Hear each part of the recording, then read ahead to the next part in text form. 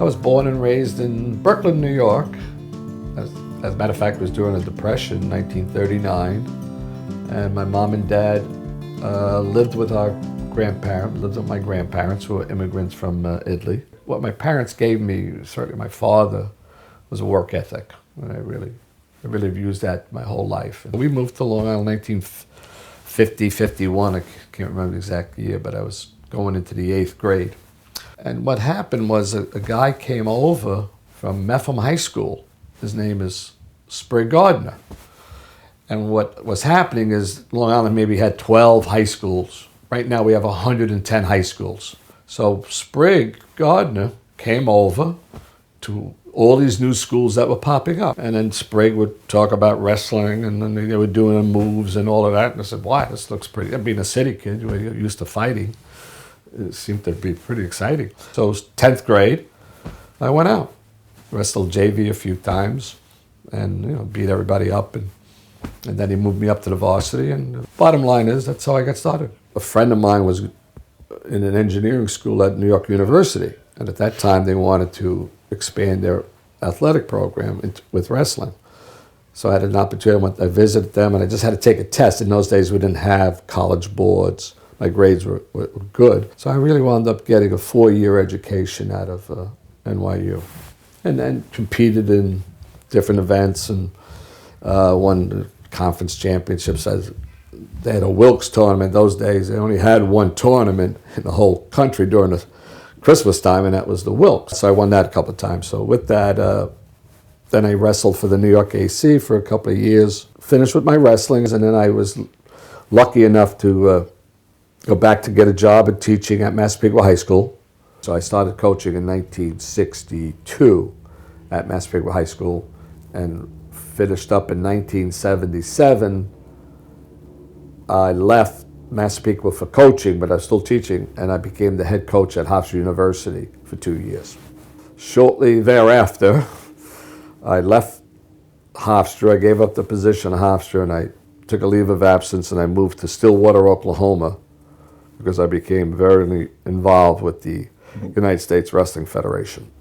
And I became the assistant director there for 1 year, and my whole family moved there, and we had a great experience. And I think I really deepened myself to the love of wrestling during that period of time. And as I look back at my life experience in wrestling, I think that's the greatest thing that I participated in, was the development of the United States Wrestling Federation and taking over the role as the national governing body for wrestling.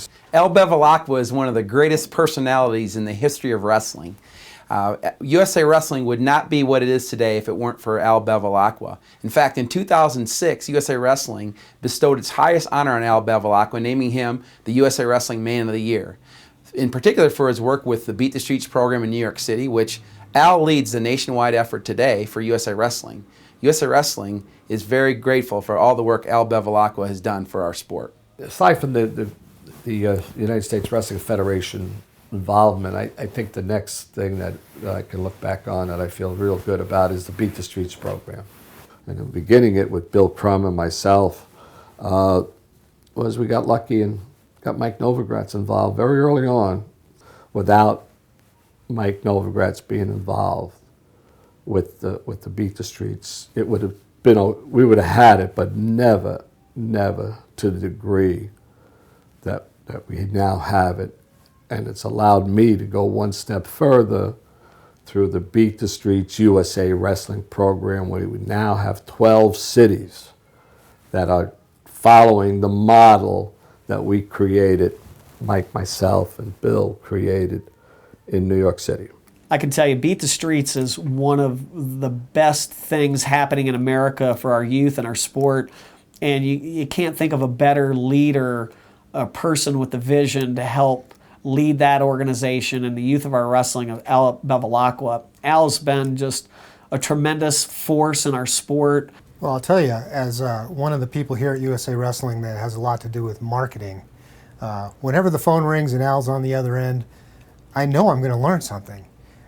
He knows the sport and he knows marketing. He's got a great business mind, and course, we all know that his ties to wrestling are deep. There is no doubt in my mind, and that's why I'm able to sell the sport, that wrestling develops life skills. I mean, it is, as I tell principals, and I'll say to this audience, what we do inside of a 28-foot circle is amazing. Everything you want to teach kids is done right there. Just self-reliance, okay, absolutes. Everything in wrestling is absolute. You got to be absolutely on weight. You got to start absolute. You got to be all those concentration, focus, all those skills that carry over into life is right there. That to me is the greatest thing that wrestling does. All of this could never have been possible for me to be even in this position without the support of my family. And I have to thank my wife, Catherine, who I met at NYU. We're having our 50th anniversary on August 11th.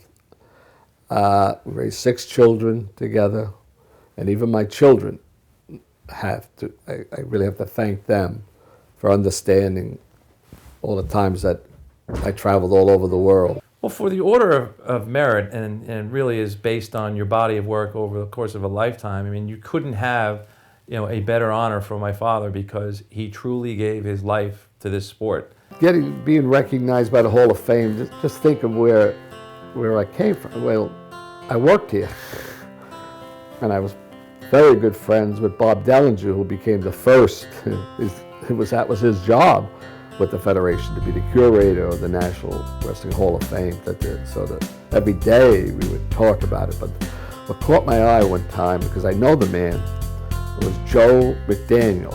And I remember the grandchildren would come in.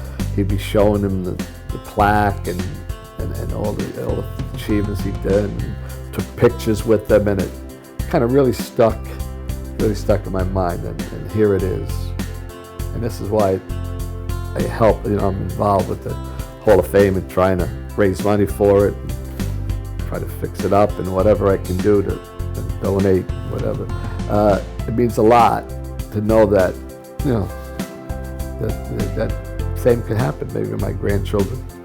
We'll take a ride out sometime with my children and take a look at it.